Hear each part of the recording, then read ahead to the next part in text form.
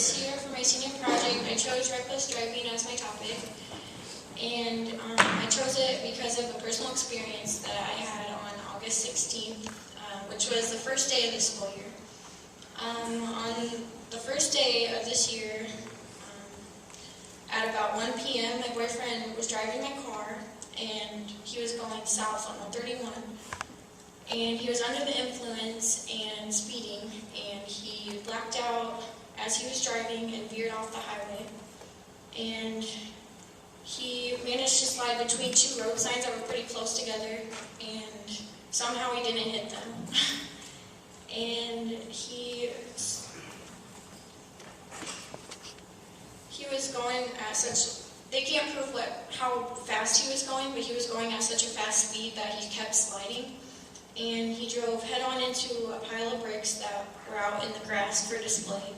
And that impact sent the car's back end swinging to the right, and it slammed into an antique wagon that was in the grass on display. And his speed on the highway was so fast that even by the time he hit the wagon, he still was coasting. And the car stopped on impact against someone's house, putting a hole in it. And that was after he had gone airborne into a tree. And that's on the back right side right there. And my car completely stopped after hitting the house, and it was going 48 miles per hour. And you'll see on one of the pictures, the speedometer freezes at where it stopped. During the accident, he was not wearing a seatbelt, and he was thrown to the fetal position on the floorboard of the passenger side of the car. And that could have easily broke his neck or put his bones into pieces, but somehow he didn't. He split his tongue open, and the impact of the bricks shattered the glass and cut his head 2 inches open. And I don't know exactly how that happened, but he got out lucky, basically. He was really lucky to be alive. He was not expected to make it out whatsoever, but the doctors and the policeman said that. And when he left the hospital, he only had 6 staples in his head and was very lucky.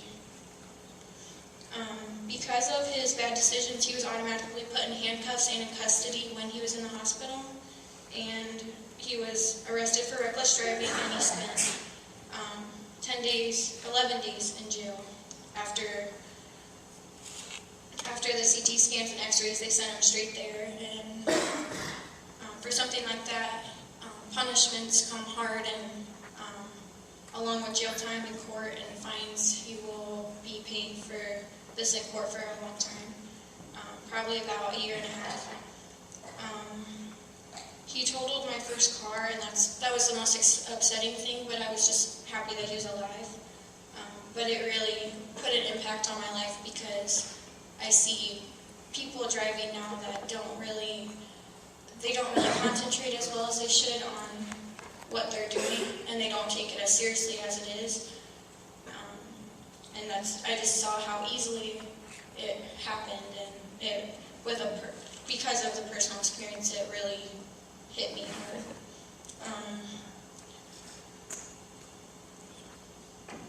I had to wait until, because of the serious situation, they wouldn't tell me, basically, because he was in custody, they wouldn't let me know if he was okay. They wouldn't tell me if he was alive or dead, basically. It was that harsh, and the policemen don't care, so if you get yourself into some situation like that, it's not going to matter if you're a cousin or a friend or a girlfriend. They won't release any information. So at that point in time, I was waiting in the hospital not knowing if he was dead or bleeding to death, or it was just nerve-wracking. And his parents got there and talked with the policeman, and they said that he had impact on his head. He had hit his head on the steering wheel, and you can kind of see there's some blood left there. And then his body was like in the shape of a U on the seat.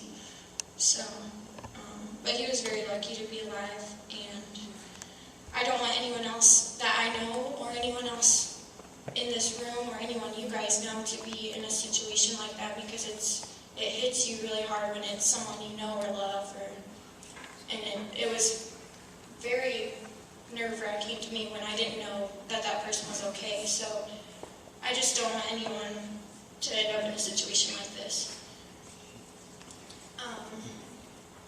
There's glass that's where his head actually split open, the blood on the seat, and you can see his shoes weren't even left on him.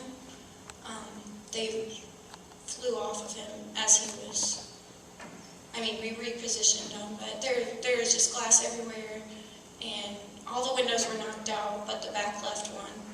And my engine was hanging out of my car, basically. So it was just, and actually the car next to it was my friend Wes's car, and he actually died a couple months before this happened, but he was speeding and his tire blew, and just seeing my car parked next to that tells me how lucky me and my boyfriend are. But those are pictures of my car from my personal experience, and I just set up a slideshow over actually reckless driving statistics, so I hope you guys pay attention.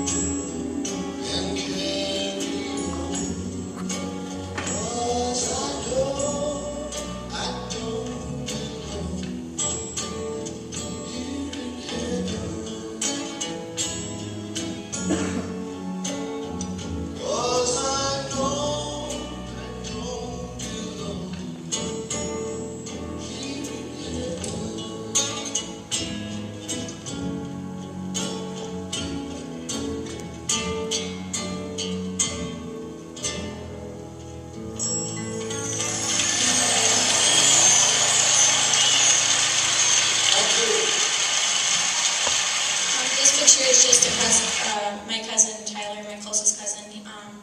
He didn't die from reckless driving, but I dedicated that song to him. And I've actually lost 3 friends under 21 that have all died from reckless driving in the past 2 years. So it's really important. My message today is like really important. I hope you guys take something out of it.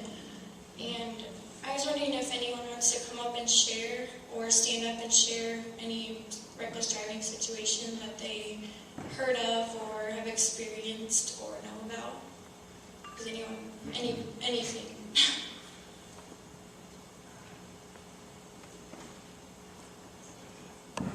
My first car accident, I was driving my uncle's car illegally and bent down to pick up a CD and ripped the front axle out of his car. Airbag didn't go off and the telephone pole broke underneath the car. Like you said with your boyfriend, I'm lucky to be alive after that accident.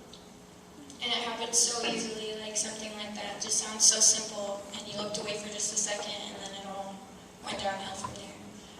I just hope you guys really take something out of my message that I'm trying to send today, and I hope you guys enjoyed the video, and that's my senior project.